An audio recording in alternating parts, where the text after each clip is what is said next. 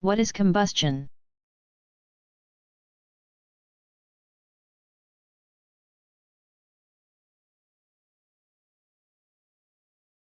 A chemical reaction between a fuel and an oxidant to produce heat.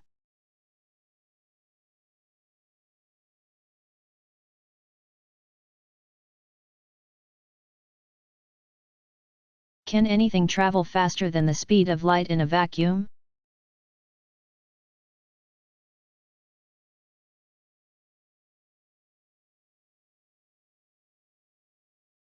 No, or at least it's presently thought that this would be impossible. It's interesting, though, that there have been a couple of experiments in recent years which have observed particles called neutrinos moving faster than the speed of light. Even the scientists who carried out these experiments questioned the results. However, and they encouraged others to try to confirm their results, or to find where a mistake might have been made in their measurements. In the end, they did find out that these results were caused by a mistake. There was a loose electrical cable that caused enough error to invalidate the results.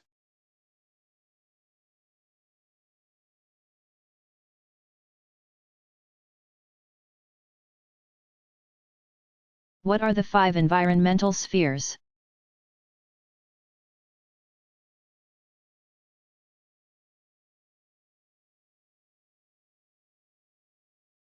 In the past, environmental science focused on the health of 4 areas, or spheres, of our world. These are the hydrosphere, dealing with water, the atmosphere, dealing with the air, the geosphere, dealing with the earth, and the biosphere, dealing with living organisms. Environmental scientists have recently been increasingly recognizing a 5th sphere, the anthrosphere, which deals with the ways that humans modify the overall environment by carrying out their daily activities.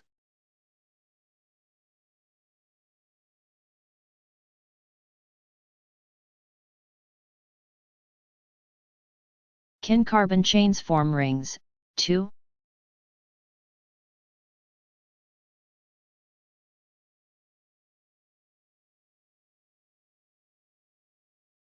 Yes, chains of carbon atoms can connect back to themselves, forming rings of atoms. The prefix cyclo is added to the name of the linear carbon chain to indicate that a ring is present, so hexane becomes cyclohexane. The chemistry ring structures can be different than their linear cousins because of the added energy that some rings contain. We know that sp3 hybridized atoms like to form bonds that are separated by 109.5 degrees. The more that a ring forces those bonds to deviate from that ideal angle, the more energy,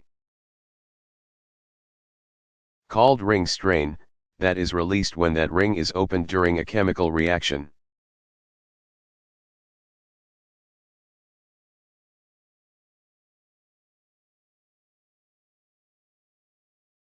What is electrical resistance?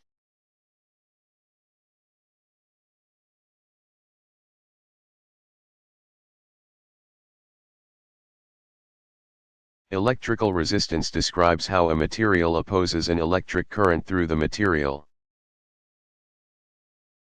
The resistance is related to the applied voltage through the relationship R equals V/I, where V is the applied voltage and I is the current through the material. Typically the resistance is a constant, and thus the current will increase linearly with an increase in the applied voltage. This relationship is Ohm's law. As you can see, a material with a higher resistance, R, will have a lower current, I, for a given applied voltage, V.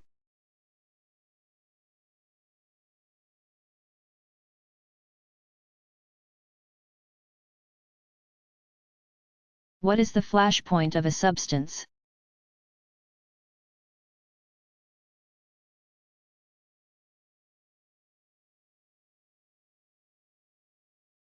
The flash point of a substance is the temperature above which it can form an ignitable vapor in the air. This requires an ignition source. The vapor may no longer burn if a source of ignition is not present.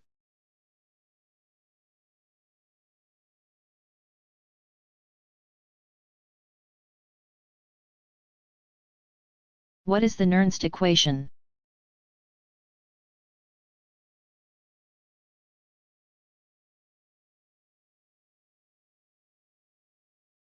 The Nernst equation relates the reduction potential of an electrochemical cell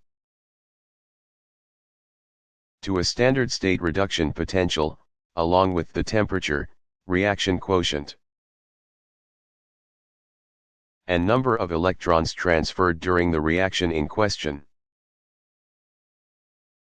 It was first developed by Walther Nernst, who won the Nobel Prize in Chemistry in 1920 for his influential work in physical chemistry.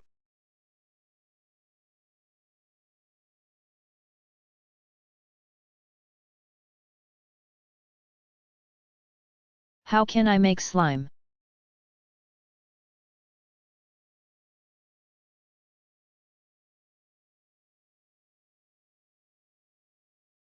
Chemistry principles encountered in this experiment. Hydrogen bonding synthesis, polymer chemistry, cross-linking materials. You'll need water, Elmer's glue, about 4 ounces, or 120 ml, borax powder, 4 to 5 tablespoons, bowl, measuring cup, small jar. Doesn't need to have a cover, spoon or stirring device. Food coloring, optional. The procedure: pour about 4 ounces of white glue into the jar. The glue contains several components, including the polymers polyvinyl acetate and polyvinyl alcohol. See polymer chemistry. Polyvinyl acetate contains oxygen atoms that can serve as hydrogen bond acceptors, and polyvinyl alcohol contains hydroxyl groups that can serve as either hydrogen bond donors or acceptors. Add 1/2 cup, 4 ounces or 120 ml, of water, and stir it in until it mixes with the glue. Note that there is already some water in the glue, and we are just adding more.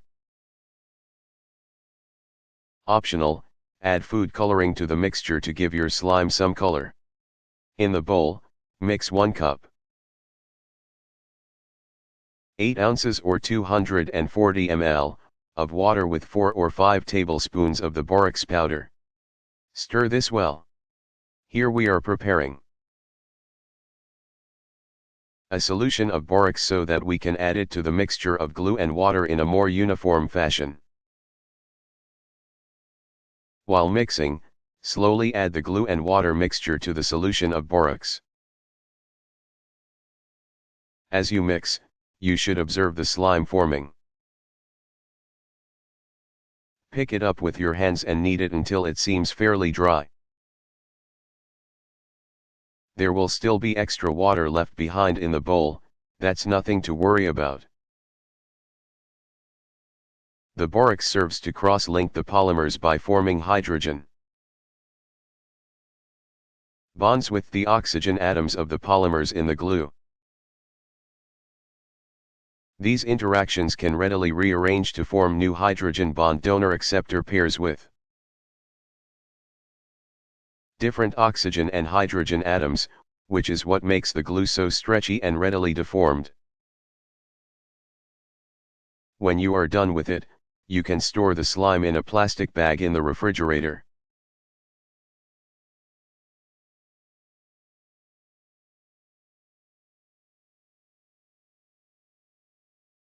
What does selectivity mean for chemical reactions?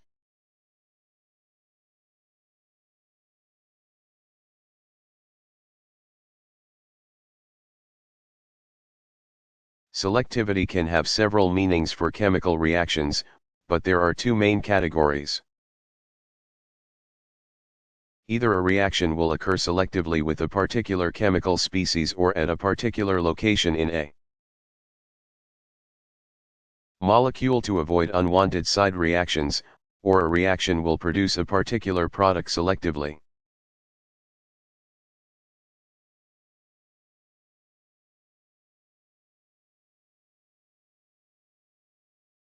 What is a heteroatom?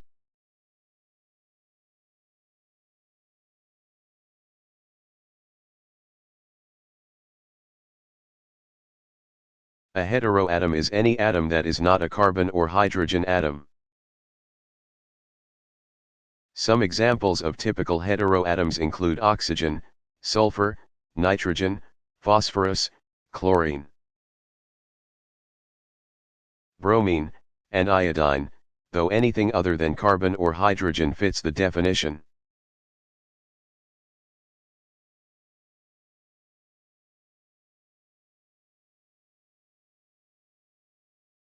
What is the Air Quality Index, AQI?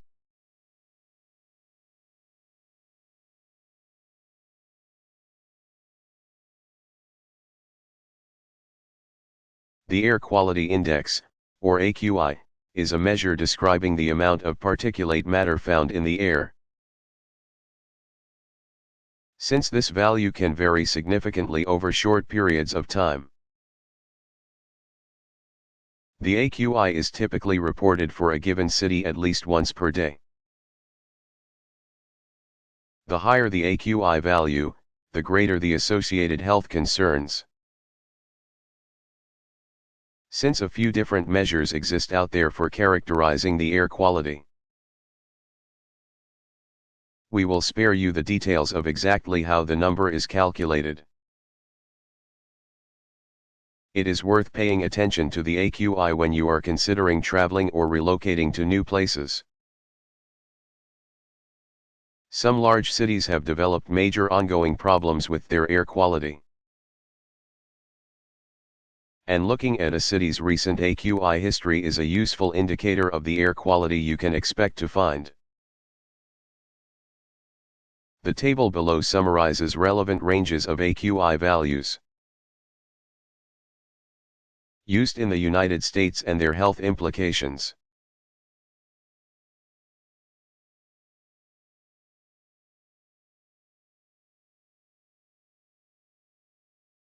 What is a prion disease?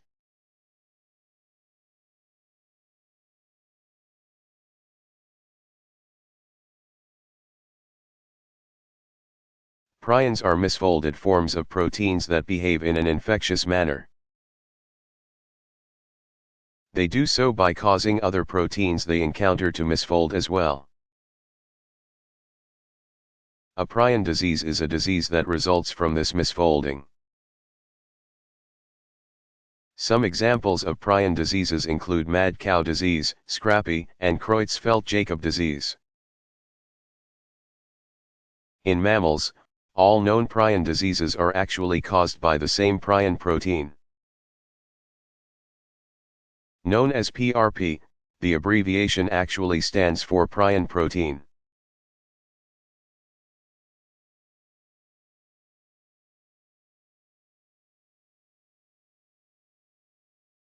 How does the density of matter in outer space compare with that in Earth's atmosphere?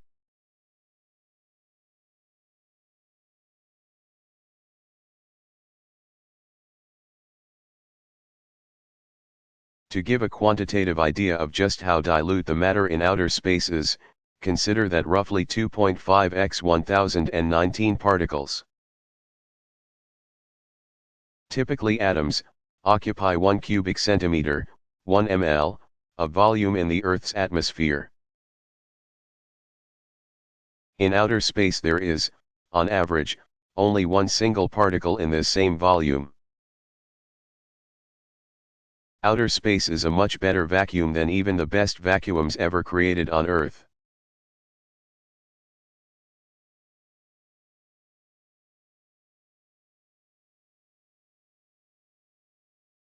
How can metals be plated onto a surface?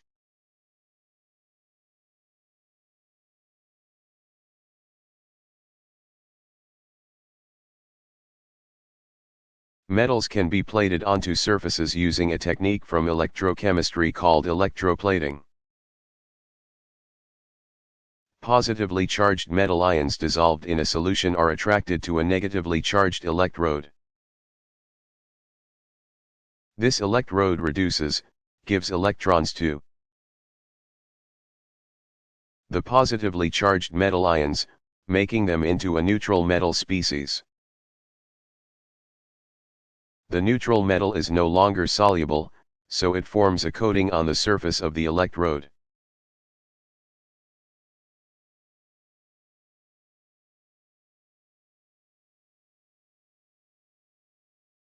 What is the average kinetic energy of a molecule?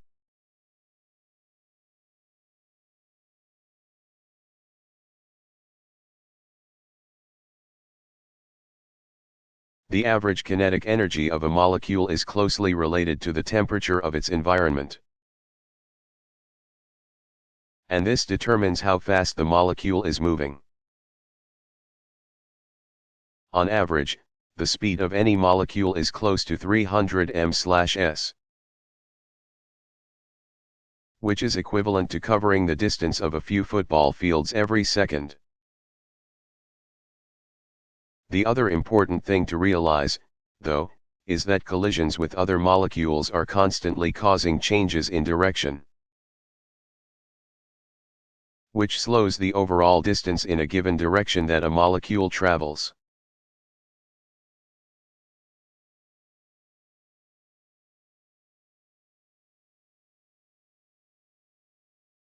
What is scanning electron microscopy?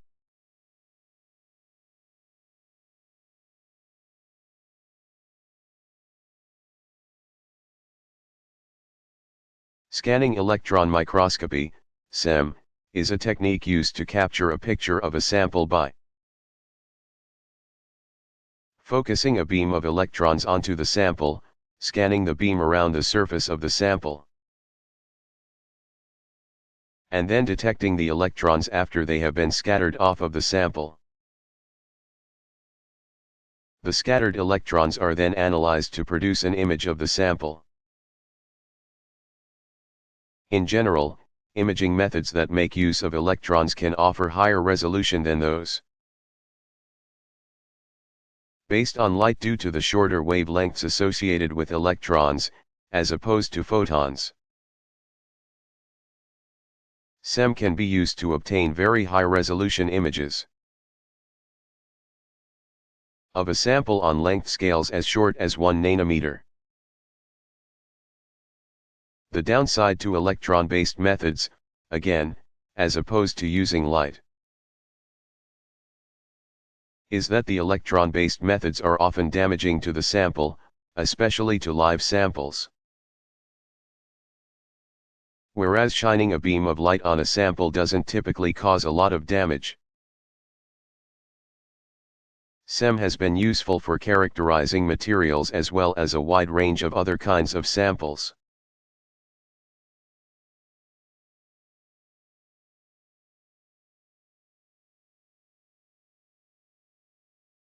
What is a nucleic acid?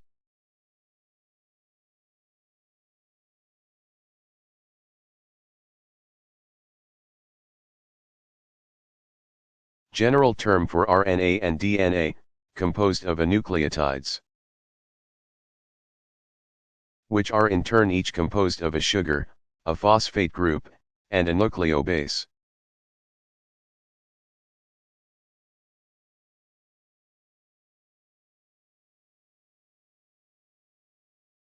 What are diastereomers?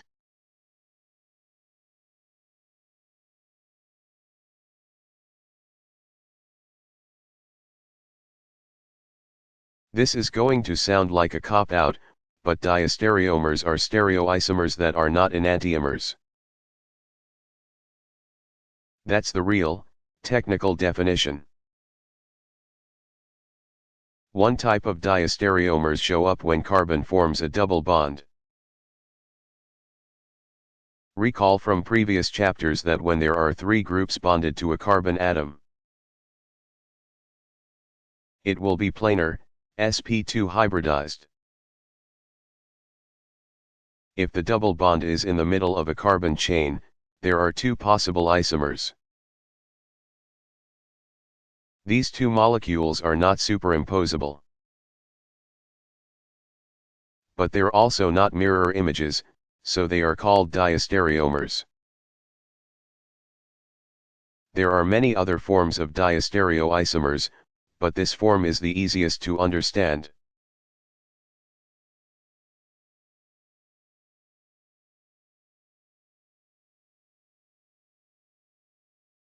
What is AGL?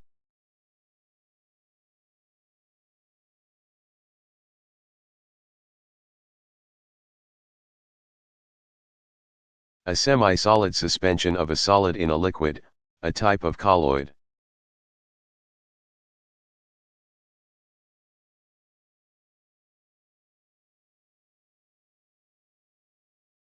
What is infrared spectroscopy?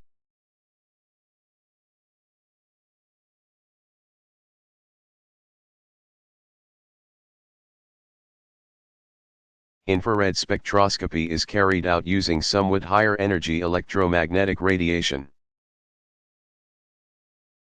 300 GHz to 400 THz, than microwave spectroscopy.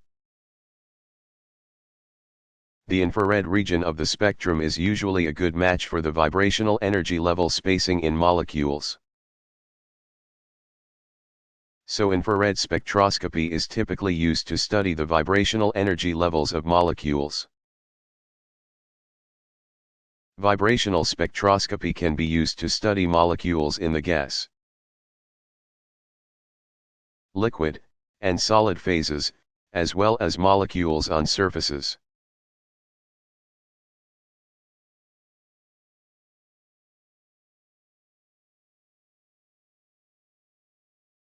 What is a halogen?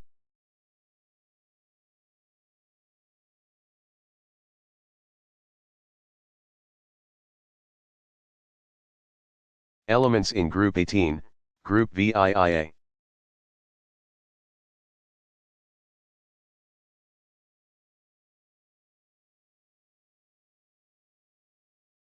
Why do some substances smell stronger than others?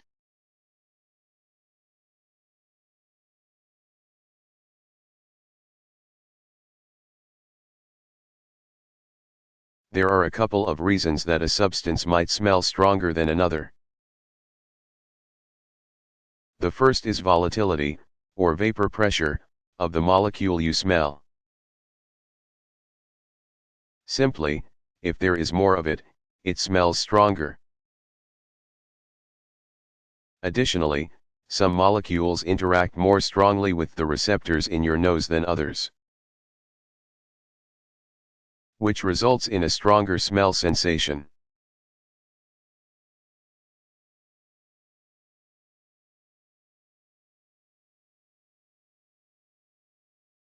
What holds nuclei together?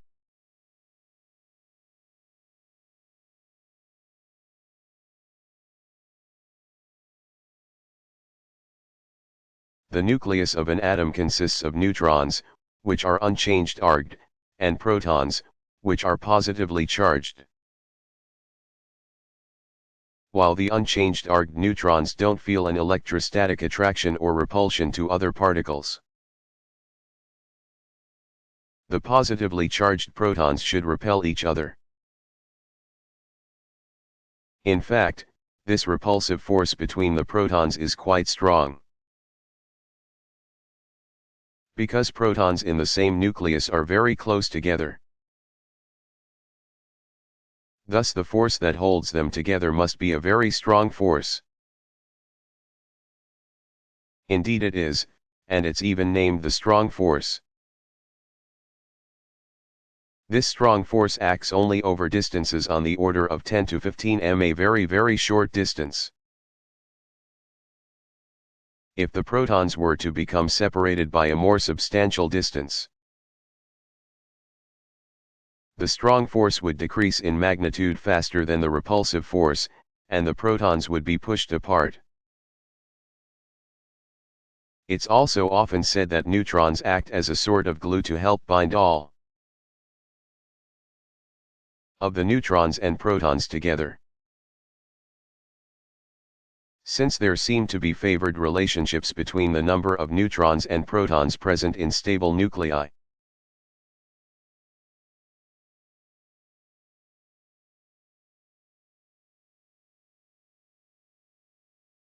What is an addition polymerization reaction?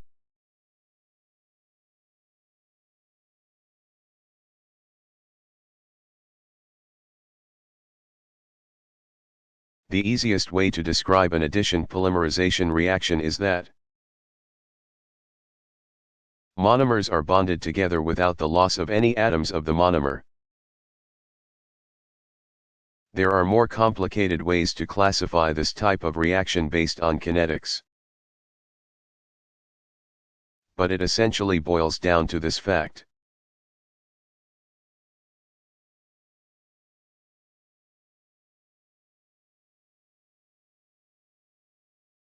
What is heat treating a material?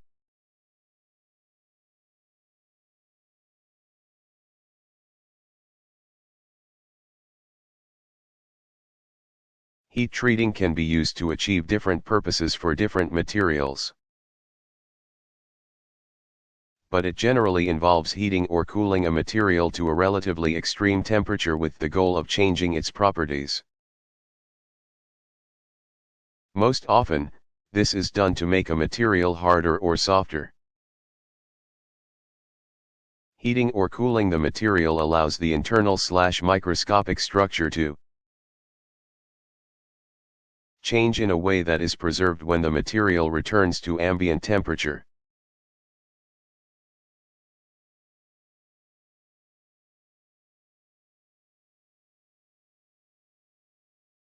Why did Dan Shechtman, Israel, win the Nobel Prize for Chemistry?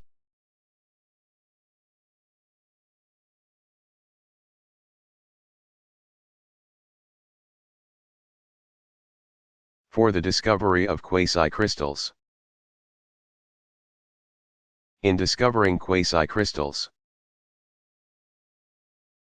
Shechtman initially made some people think he was foolish and just plain wrong. Using a microscope, he found patterns of molecules that appeared to be packed in repeating patterns. But these were patterns that should not be allowed to repeat in a periodic way by simple arguments of geometry. This controversial discovery, and Shechtman's defense of what he observed, led to his being asked to leave his research group at the time he made the initial discovery. After fighting a long battle, he eventually reached the point where his discovery was recognized. To date, quasi-crystals have not found too many important applications. But they have made scientists rethink the fundamental properties of solid matter, which is certainly a pretty big deal.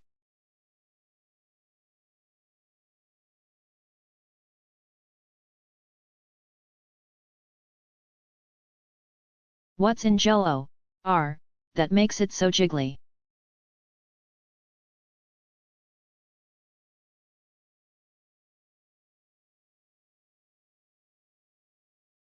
Gelatin, which is a convenient and pleasant term for the mixture of proteins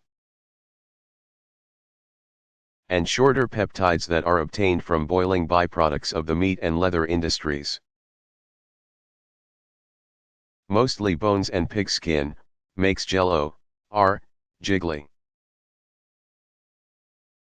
The hydrogen bonds between peptide strands allows gelatin to form a network in the presence of water, which is what the physical structure of the gel is that you are familiar with. These hydrogen bonds can be disrupted with heat, which is why you boil Jell-O, before pouring it into a mold. Once it cools back down, the network reforms in whatever shape the liquid is in.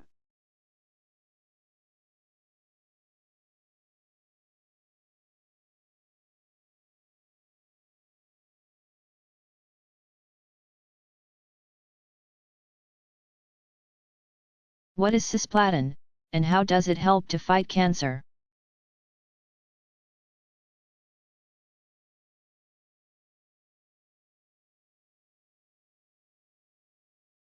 Cisplatin is a platinum-based compound, see structure below, that reacts with DNA causing it to cross-link,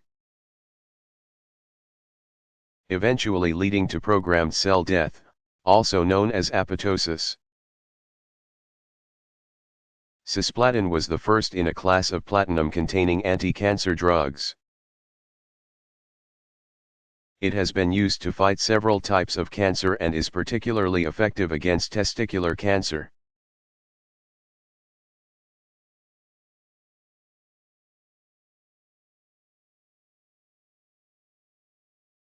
What is a surfactant?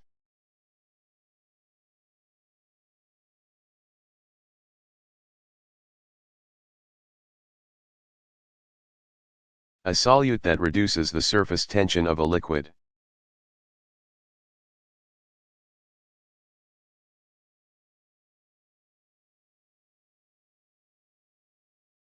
What are the rings around Saturn?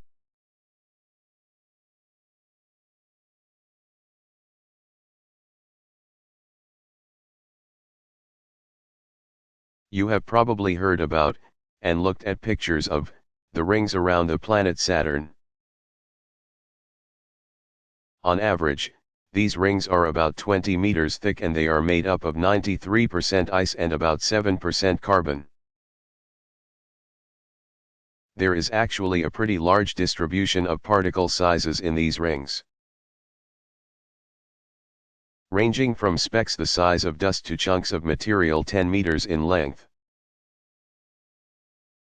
Actually, the origin of the rings is not completely understood, and they may be due to either a destroyed moon or to leftover material from when Saturn was formed.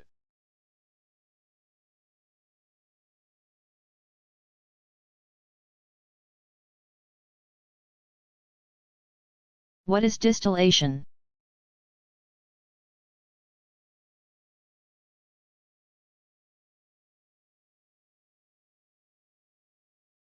A purification technique that separates substances based on their differences in boiling points.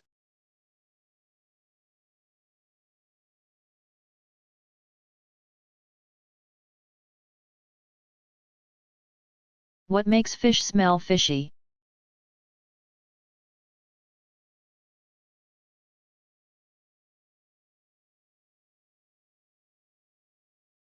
Fresh fish doesn't smell fishy at all. It's only when proteins and amino acids in fish start to break down, releasing stinky nitrogen and sulfur compounds, that the funk sets in. There are a few reasons that this sort of smelly decay is more common with fish than with chicken, beef, or pork. Fish frequently eat other fish, so their digestive systems contains enzymes that can break down the proteins found in fish. So if some of these enzymes leak out, or if you're slow to gut your fish, those enzymes will go to work on its own flesh. Fish also generally have higher levels of unsaturated fats, which are less stable than saturated fats to oxidation. Acids, like lemon juice, can slow the enzymes down, and convert the amines into less odorous ammonium salts, which is probably why we're all used to squeezing a lemon wedge on fish.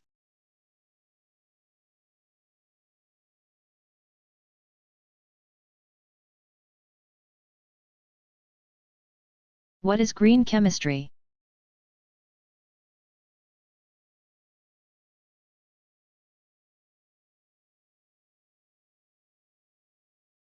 Green chemistry is the practice of designing chemical products with the goal of minimizing the amount of hazardous waste that is generated in the process. This is frequently a complex issue since one needs to consider not just the Synthesis of the chemical product, but also the sources from which the reagents are obtained. The manufacture of the product, and the end of the product's life cycle. In a seminal book on the topic, Paul Anastas and John Warner defined green chemistry as the utilization of a set of principles that reduces or eliminates the use or generation of hazardous substances in the design, manufacture, and application of chemical products.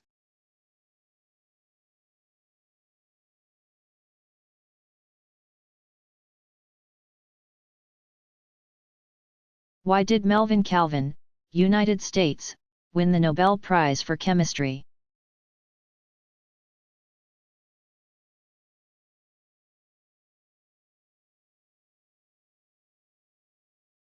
For his research on the carbon dioxide assimilation in plants.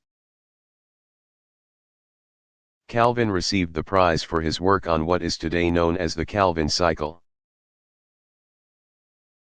which is the process by which green plants affect the fixation of carbon dioxide. Or in other words, the incorporation of carbon dioxide molecules from the atmosphere into other molecules. Calvin identified that there is a close connection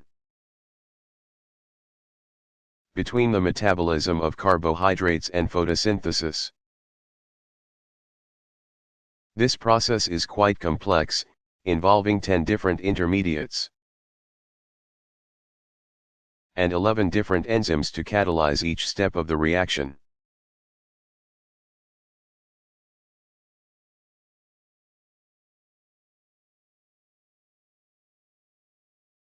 What's a solvent?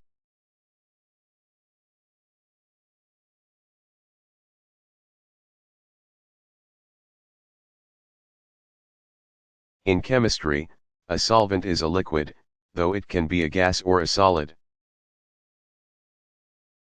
But forget about that for now, that other chemicals are dissolved in. These other chemicals can be called the solute. The solute and the solvent can together be called a solution. Take salt water, water is the solvent, salt is the solute. And we can refer to the salt water as a solution.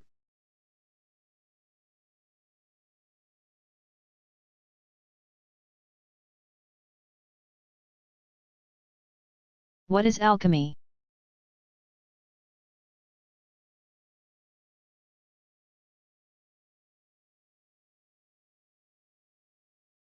Alchemy was among the earliest practices of a chemical science, and, in a way, it can be considered a predecessor to the modern science of chemistry. Alchemy is somewhat different than a modern science, though, in that it also has roots in mythology and spiritualism. Practitioners of alchemy were known as alchemists. Among the primary goals of alchemists were to find a method or material that could convert inexpensive metals into precious gold, as well as to find an elixir of life, which could make a person both youthful and immortal. Myths told of the existence of such materials and of the possibility of such feats. The goals of alchemists were based largely on these myths. In medieval times, alchemists could be found in many countries around the world. And those in different regions held somewhat different beliefs. In the Western world, people were still considering how to make metals into gold as recently as the late 1700s.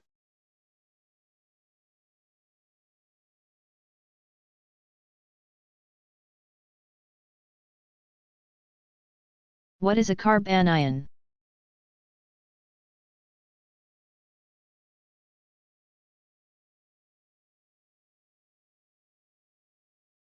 An anion in which a carbon atom bears a significant fraction of the negative charge.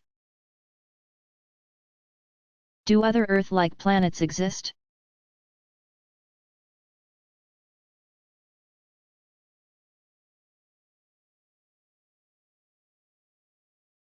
At least one other Earth-like planet has been discovered.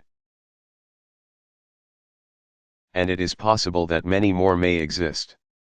In 2011, NASA's Kepler Space Telescope discovered a planet named Kepler 22b for now, orbiting a star about 600 light-years from Earth. Recall that a light-year is the distance light travels in 1 year, so that's extremely far away. This planet is estimated to be about 2.4 times the size of Earth and exists in an area known as a habitable zone. Which means that it is in an area that could potentially serve as a host to life as we know it. Little is known at this time about the atmosphere or composition of this planet. But it is nonetheless interesting that it exists.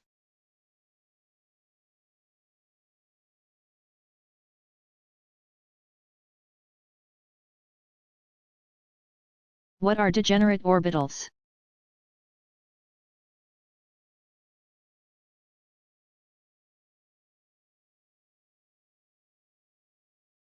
Atomic or molecular orbitals of equal energy.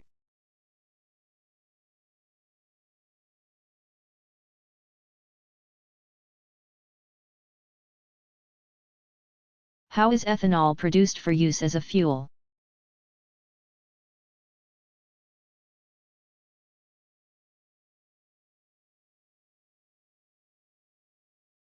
Ethanol is produced by fermenting sugars from plants like corn, soybeans, and sugarcane. The sugars in the plant material are first broken down and then fed to yeast, which ferments them to produce ethanol as a byproduct.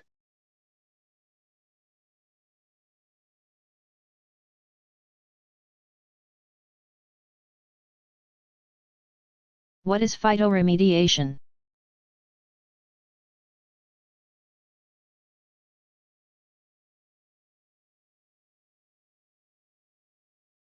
Some pollutants, such as heavy metals, are not often readily treated by bioremediation techniques. In such cases, phytoremediation may be useful. Phytoremediation relies on the introduction of certain plants that are capable of absorbing a pollutant and concentrating it in the above-ground portion of the plant, which can then be removed. The pollutant-containing plants can then be destroyed in an incinerator to concentrate the pollutants even more. Or, in some cases, the pollutants can even be recycled for additional use.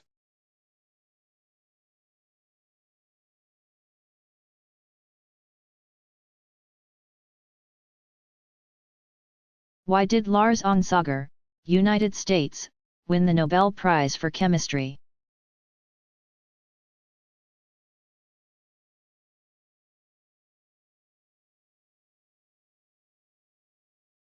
For the discovery of the reciprocal relations bearing his name, which are fundamental for the thermodynamics of irreversible processes. Onsager received the prize for his brilliant mathematical work that allowed for a theoretical description of irreversible processes. He additionally made a large number of other contributions to physics and chemistry during his career, including developments surrounding the conductivity of solutions and flow of electrolytes, and a solution to the Ising model.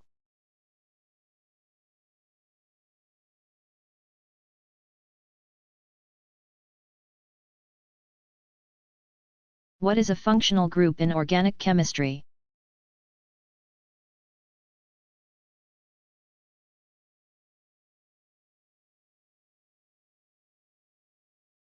Functional groups are groups of atoms that tend to show similar reactivity in different molecules. Chemists use these groupings to help understand and predict how different molecules react with each other. And they're also used for naming compounds.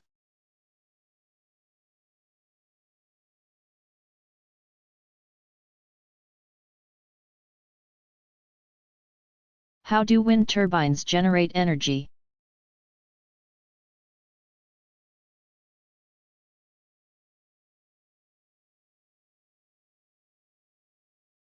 Wind can be converted into energy by a wind turbine, which typically consists of a wheel with large blades connected to a series of gears. As wind causes the blades of the turbine to spin, the turbine collects mechanical/kinetic energy, which can either perform mechanical processes or be converted into electrical/potential energy. Some mechanical processes that make use of wind turbines are pumping water and grinding grain. To store electricity, the turbine must be connected to a generator,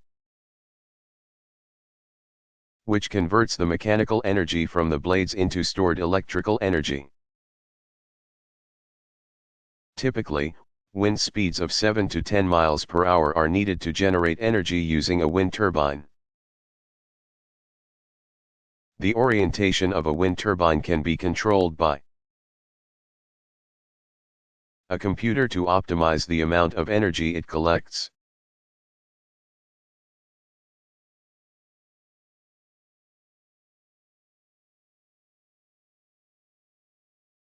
How does soap work?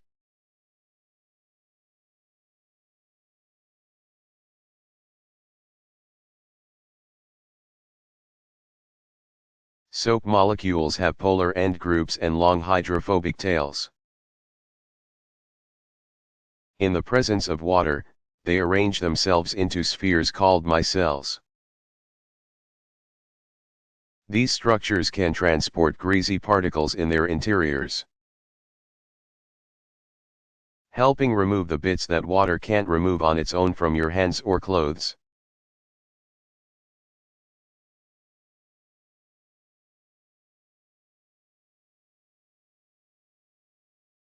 Are all isotopes stable?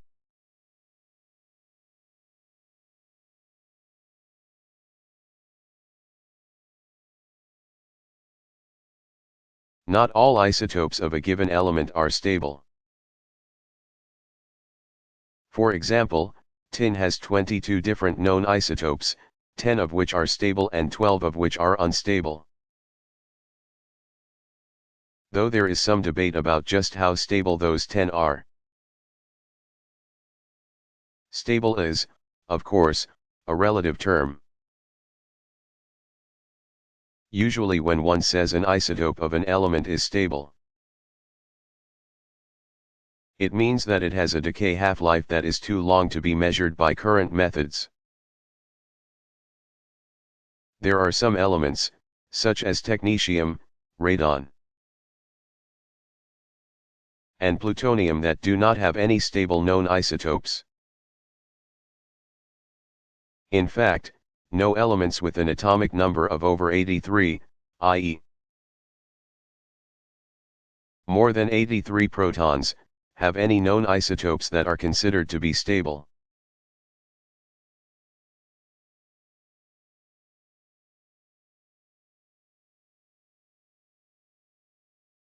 What is an atom?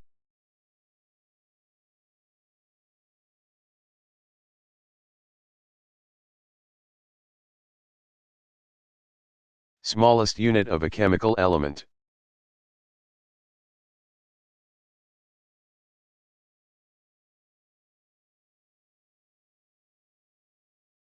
What is the Henry's law?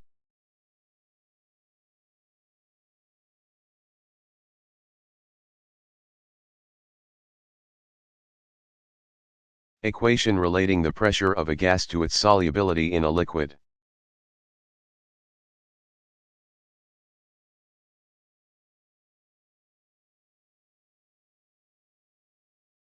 What affects melting and boiling points of chemical compounds?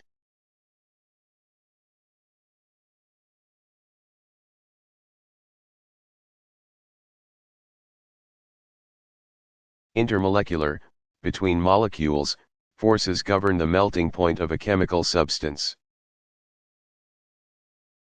These include van der Waals interactions, dipole-dipole interactions, hydrogen bonding,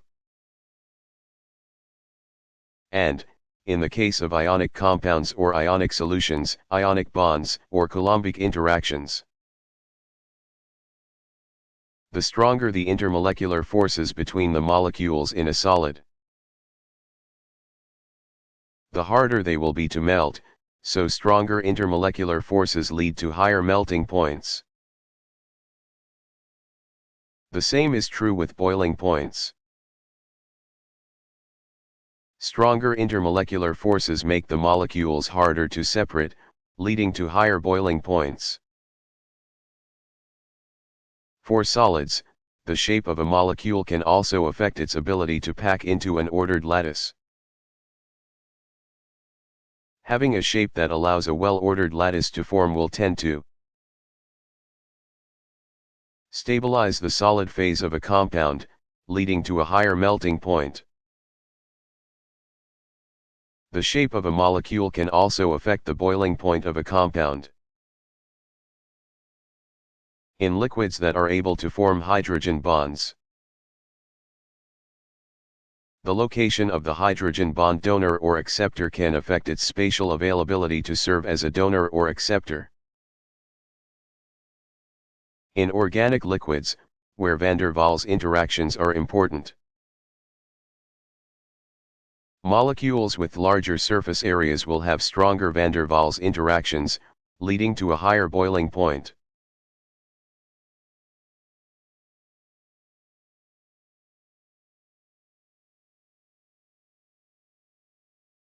What is an atomic mass unit?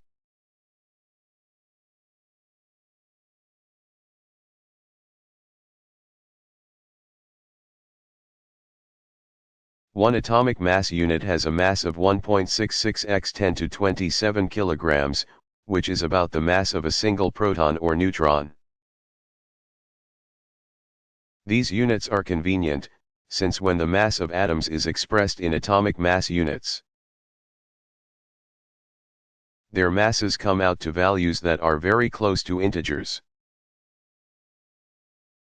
The values of mass given on the periodic table are expressed in atomic mass units.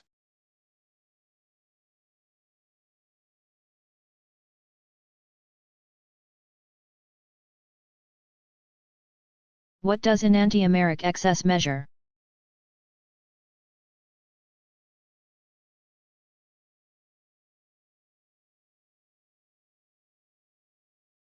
The enantiomeric excess is a measure of how much more of one enantiomer is present in a mixture. It's often reported as a percentage. Racemic mixtures have an enantiomeric excess value of 0% because both enantiomers are present in equal amounts. For a solution composed of 75% of one enantiomer, the enantiomeric excess would be 50%, 75% 25% equals 50%.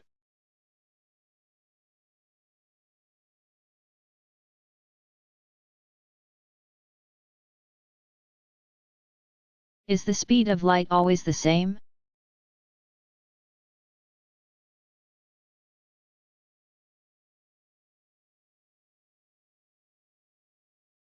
The speed of light actually depends on what material the light is moving through.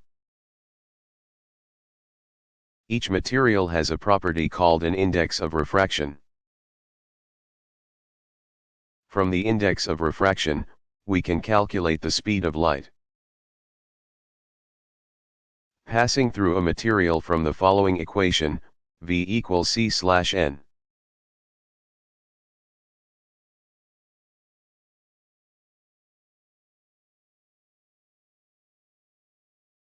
What is potential energy?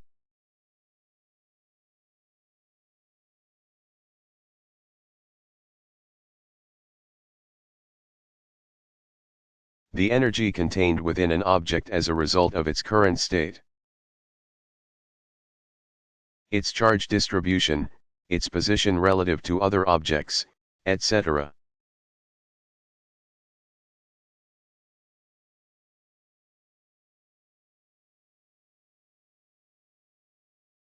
How can I test the hardness of objects around my house?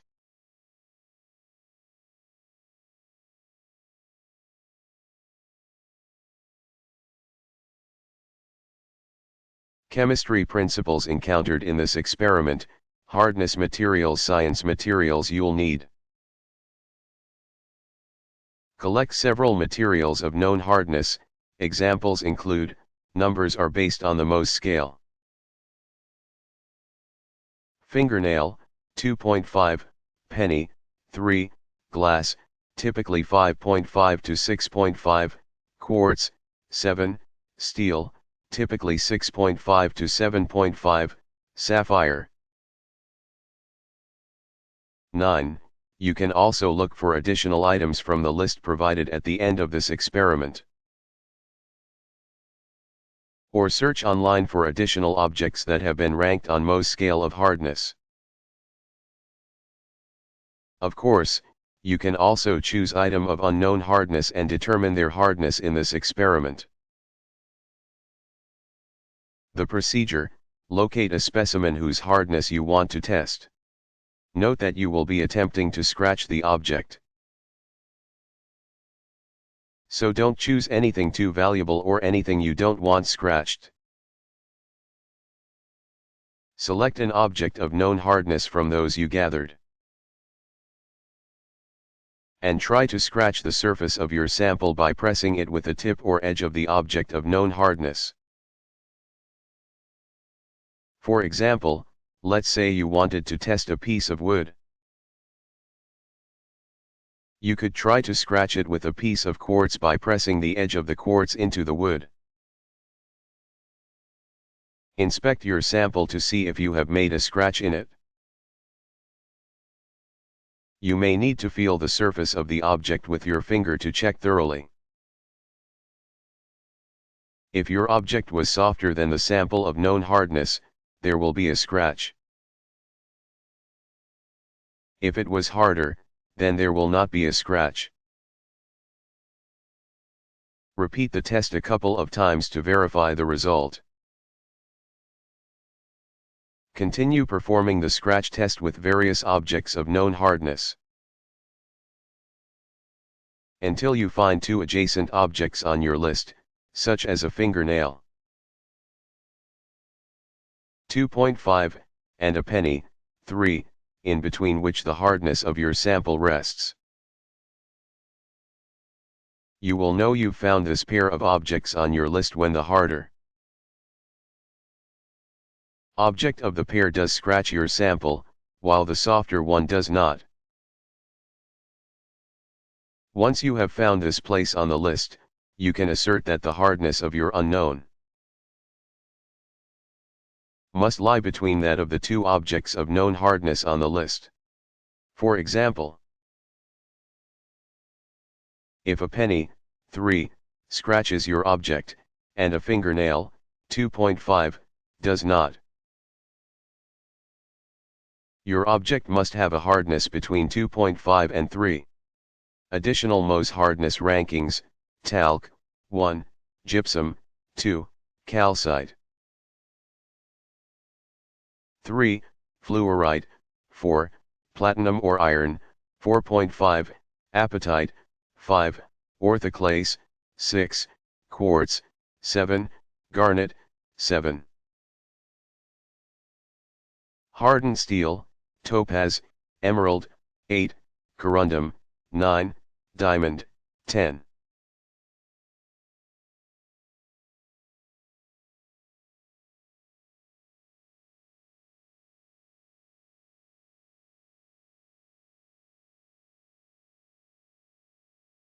What gives a substance its smell?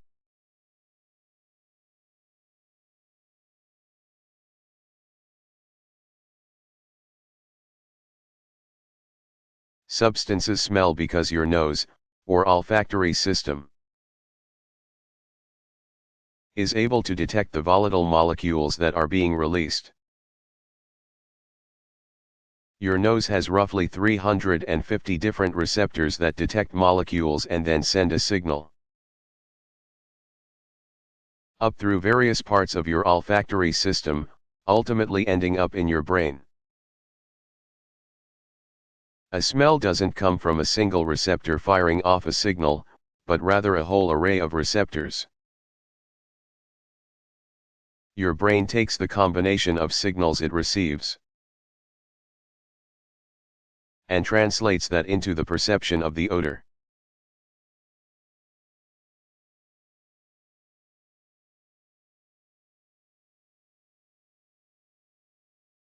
What is an oxidation/reduction reaction?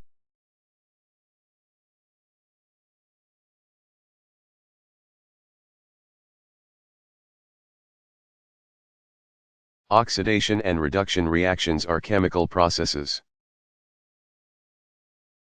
that involve the transfer of an electron between two species.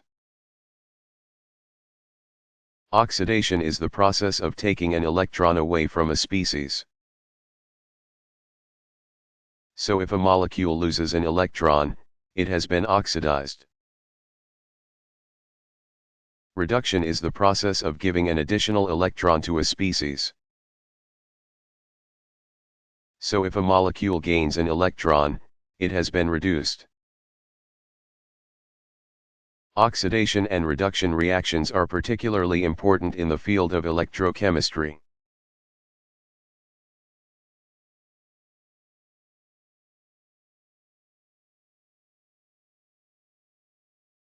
Why can some batteries be recharged and others cannot?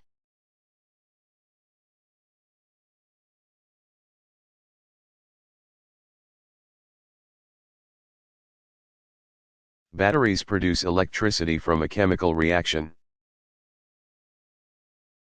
So to recharge a battery,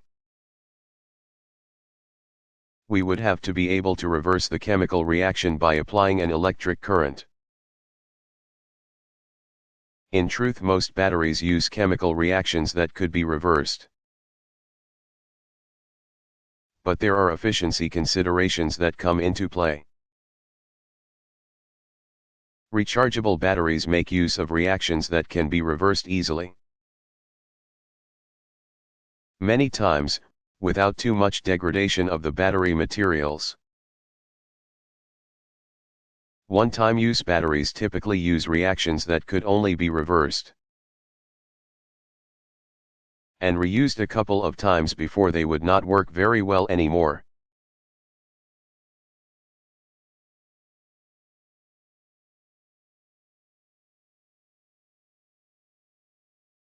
Why did Robert J. Lefkowitz and Brian K. Kobilka, both United States, win the Nobel Prize for Chemistry?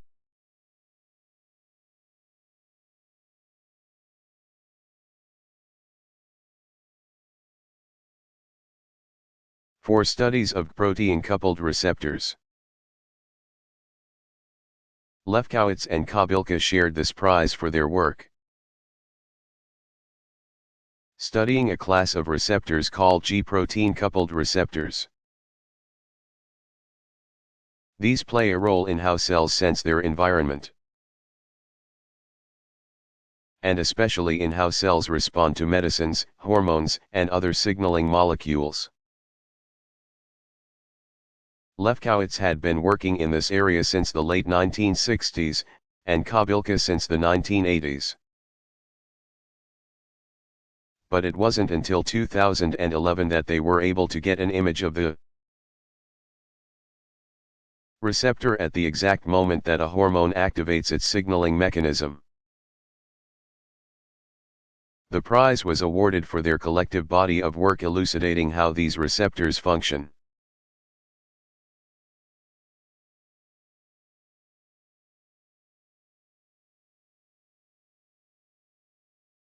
Why do metals make for such effective active sites in enzyme catalysis?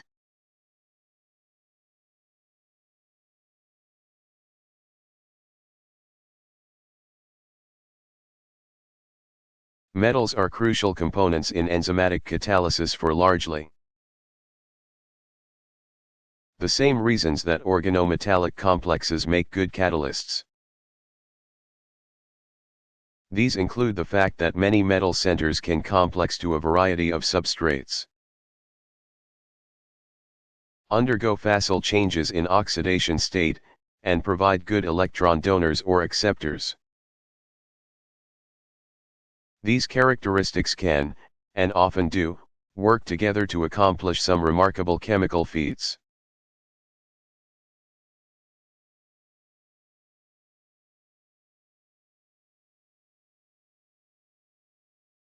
What is enthalpy?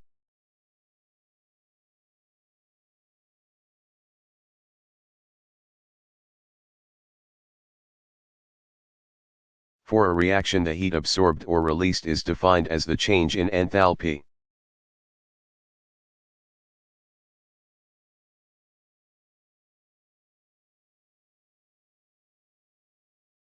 How does radioactive dating work?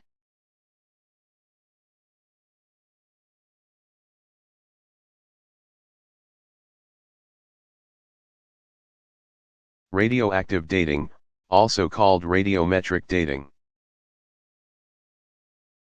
is a technique used to determine the age of a sample based on the ratio of isotopes of an element present in the sample. Using the known half-life of the isotope being studied, along with knowledge of the natural abundance of the isotopes present at the time the sample was formed, the age of the sample can be determined. To obtain an accurate age for a sample, it is required that none of the isotopes being measured have been able to escape or re-enter the sample over the course of its lifetime. Otherwise, this could serve to establish a ratio of isotopic abundances that is not representative of that based purely on the half-life of the isotope whose decay is being measured.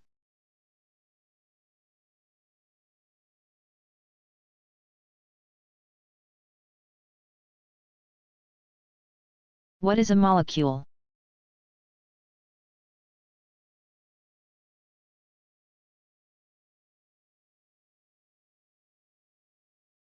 A molecule is a set of atoms held together by chemical bonds. Molecules are the smallest units of a substance that behave as that substance. And separating the atoms of a molecule will change its properties.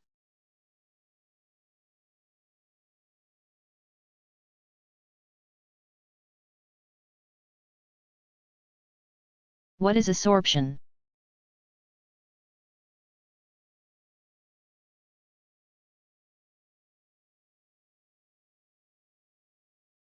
Attachment of one substance to another, see absorption and adsorption.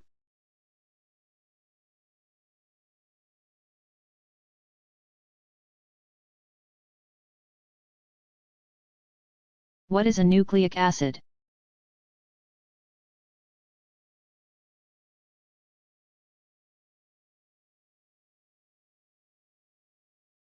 Nucleic acids are the polymers formed by a series of linked nucleotides.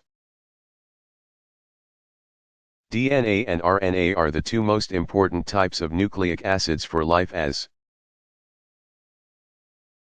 these are the molecules that carry and transmit our genetic information. In humans, DNA is found in the nucleus of our cells. And a complete copy of the genetic information is actually contained within each individual cell. That means we each have about 50 trillion copies of our genetic information in our body. RNA is made by enzymes called RNA polymerases, which are responsible for transcribing the information from DNA into a strand of RNA, where it can move about the cell to carry out its function.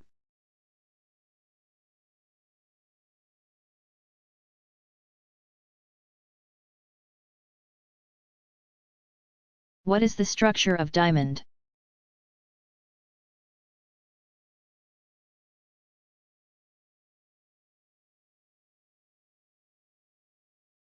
Diamond has a repeating structure of carbon atoms in which all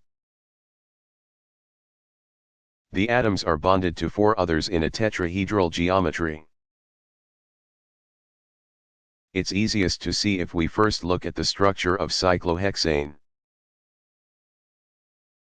A ring, cyclo, of 6 carbon atoms, hex, with no double bonds, ana. If we repeat the structure of cyclohexane over and over, we arrive at the structure for diamond.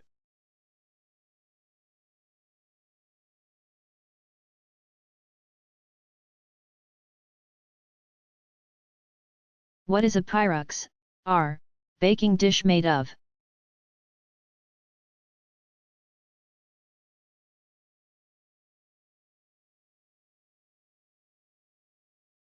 Pyrex, R, is a type of glass that was originally introduced in the year 1915 to be used in laboratory glassware and home kitchenware as well. It is a borosilicate glass composed of approximately 51% oxygen, 38% silicon, 14% boron, 1% aluminum, 1% potassium, and 0.3% sodium, by mass. Since its original introduction in the early 1900s, a different company has now become responsible for making Pyrex, R, glassware, and they now make it from a soda-lime glass, which is different from the original formula. This new formula is cheaper to produce than the original and is more resistant to breaking when dropped, but has poorer heat resistance.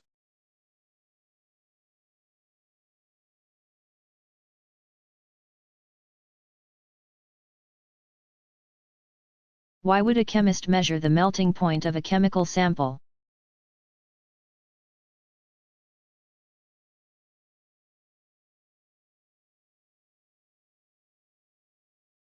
The melting point of a compound can provide information on whether it is pure and about whether the correct compound has been made.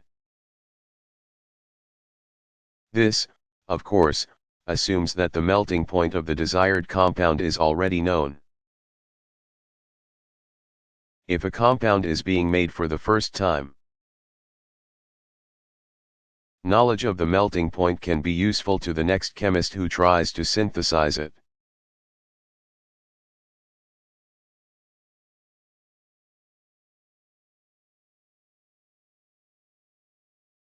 What is a peptide?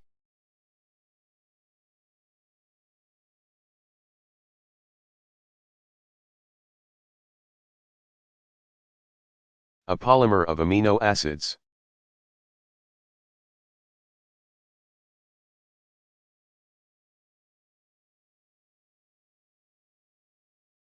What is valence bond theory?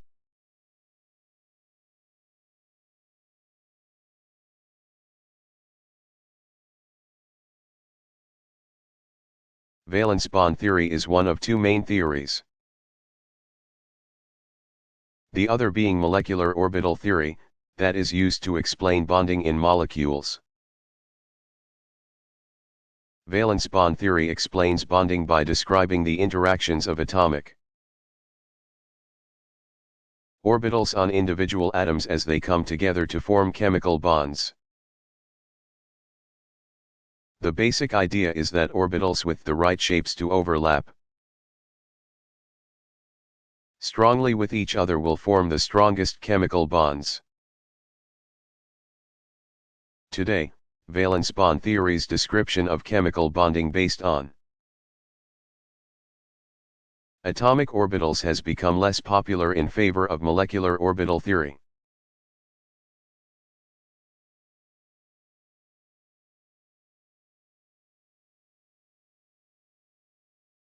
Why do polymorphs matter?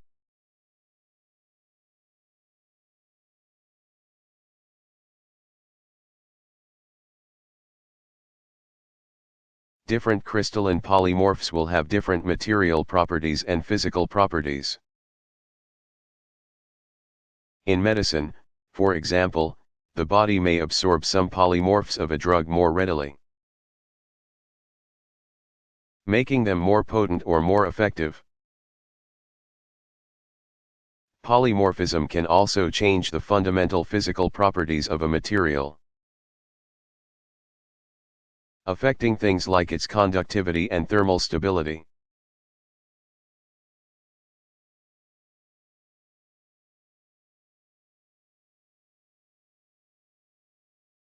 What is heat capacity?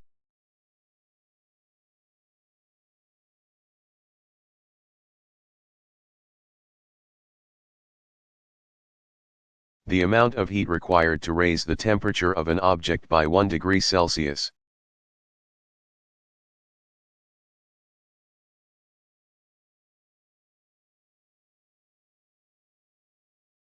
What was nylon first used for?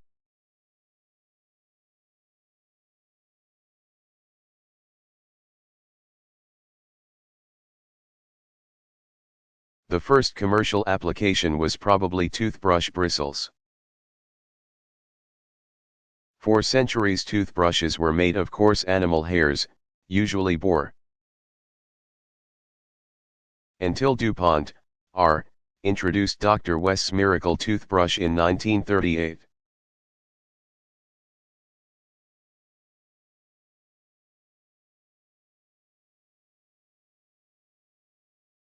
What is an ideal solution?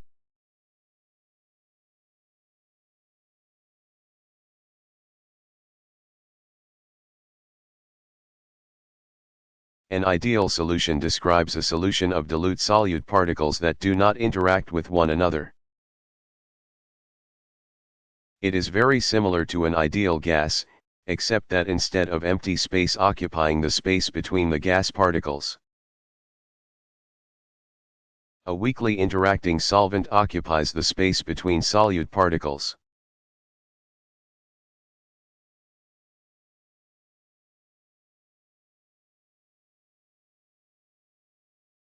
What is a molecular formula?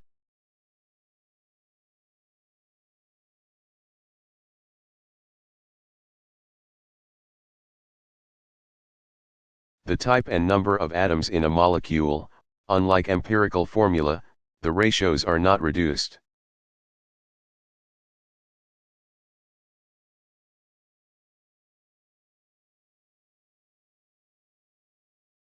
How many electrons can fit in each orbital?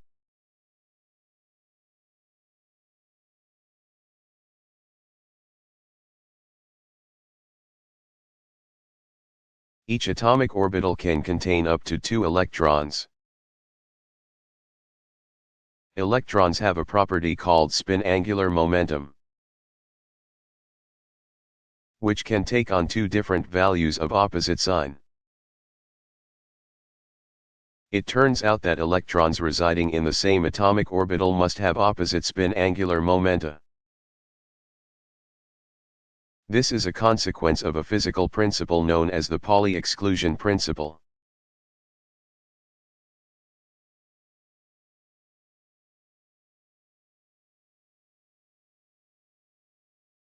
What is natural gas, and where does it come from?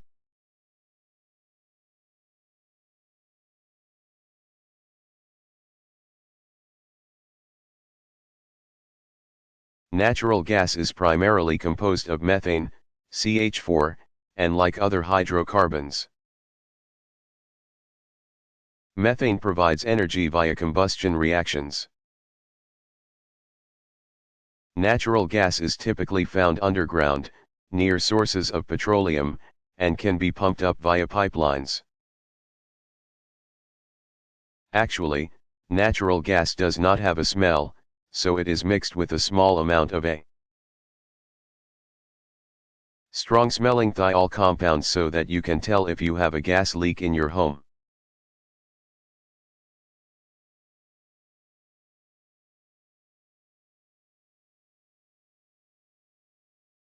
What is a chemical signaling molecule?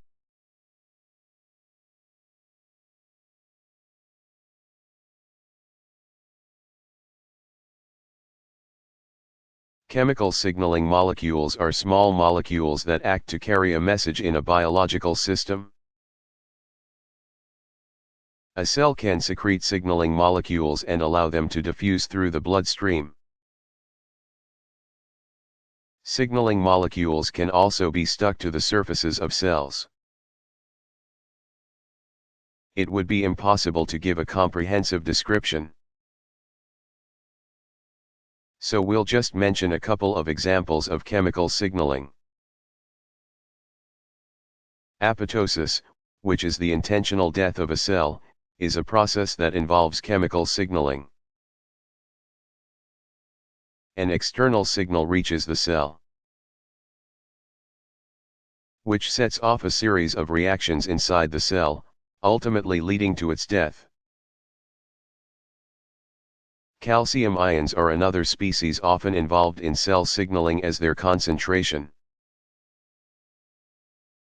affects the activity of many proteins and is also important for telling cells when to reproduce.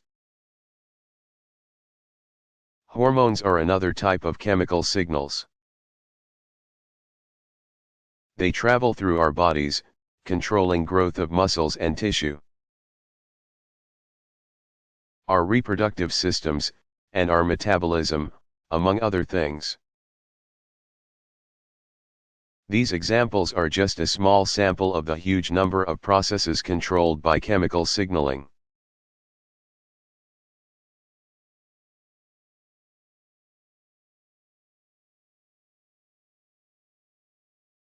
What is a saturated compound?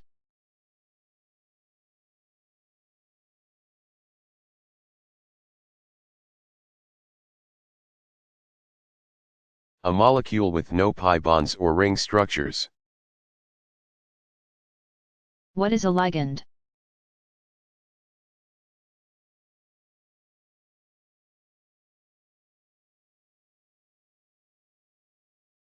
A group, an ion or a molecule, that coordinates to a metal atom, forming a coordination complex.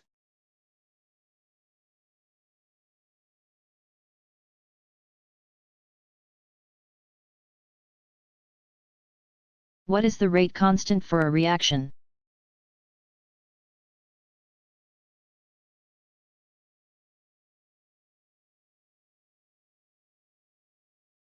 The rate constant for a chemical reaction is a quantity that describes how rapidly the reaction proceeds.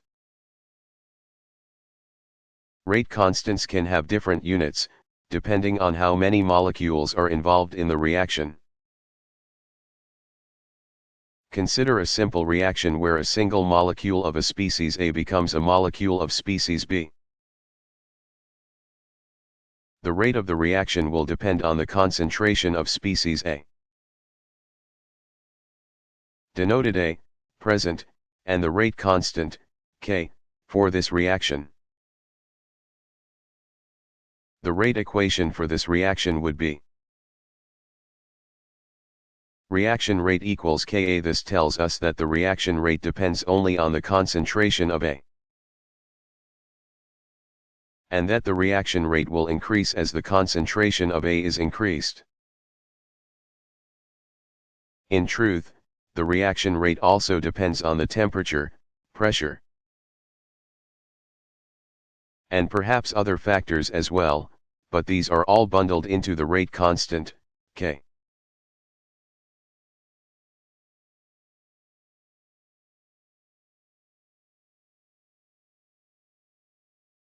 What are the different phases of matter?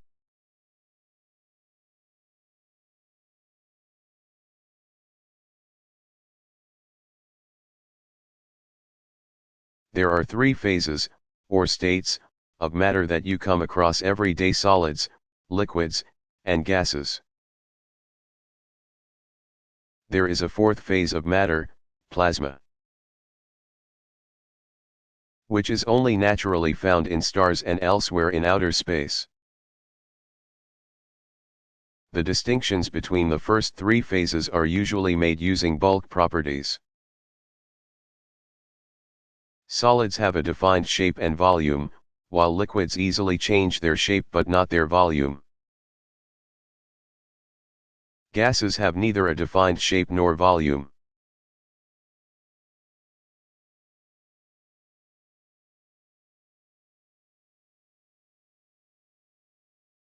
What is precision?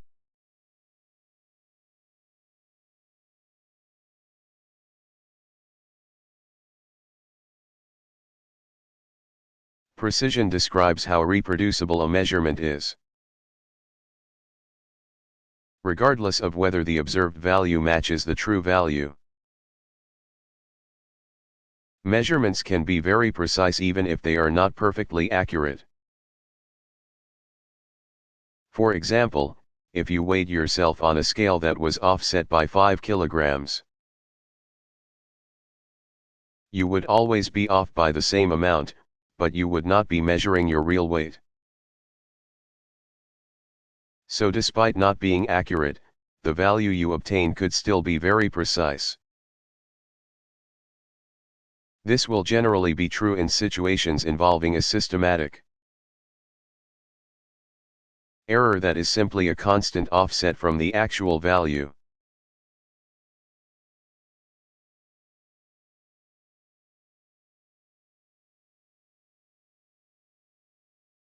What are the 12 principles of green chemistry?